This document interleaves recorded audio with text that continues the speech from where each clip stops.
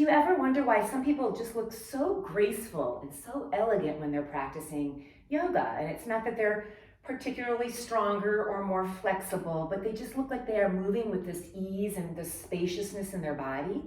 And I'll tell you, as a teacher, it's because I know where their head is at. And I don't mean their head in terms of where they're thinking, but literally where their head is at changes the shape of the pose, and it even changes the energy that you're putting in and getting out of the pose. Let me show you by example. For instance, in a side bend, let's just say you're taking your arms up over your head and we're taking a nice little side bend into the side. So my head is perched up on my neck, and then I just take the whole spine in this little side bend shape. I'm taking my head and carrying it with me with the same trajectory that my spine is bending. What I see often is, boop, that head just drops down from the side. You can see that affects my upper back, my chin comes forward, and now I've just pulled myself out of alignment. Another excellent example is triangle pose.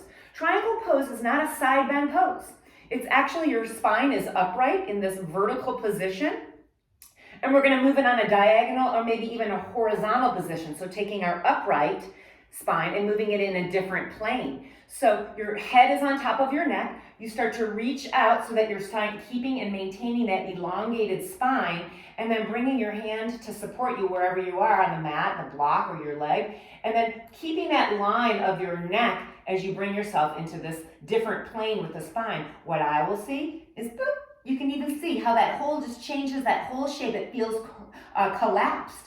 Another example, side angle pose. So think of your heel, your leg, your spine, all in this one trajectory versus, boop, head drop down. Another place you can notice this as well is when you're taking your torso on some sort of a diagonal line. I'll demonstrate in a low crescent lunge.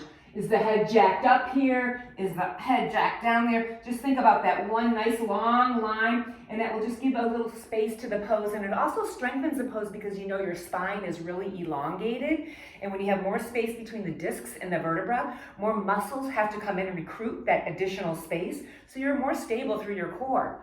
One last example, and that is like in back bends. So of course we're bending our spine, but keeping the neck, aligning the head on that spine. There's a couple of vertebrae inside of your head. We think of our spine ending right there at the neck, but the couple of the atlas and the axis vertebra, the two inside, are going to allow that head to fall in that nice trajectory. So for instance, in camel pose, lifting the spine up, starting to let that thoracic spine take that bend, whether you're keeping your hands on your lower back or you're reaching back for your heels, just find that natural progression where your head aligns up right there on your neck, which is right on top of your upper back, your thoracic spine, as opposed to, boom, dropping it back, can't even breathe that way, or here, cutting it off and losing that line. So not only will your poses look aesthetically more pleasing, but you will literally feel more spacious when you're taking that energy up through the crown of your head and moving it in all different directions with your yoga practice.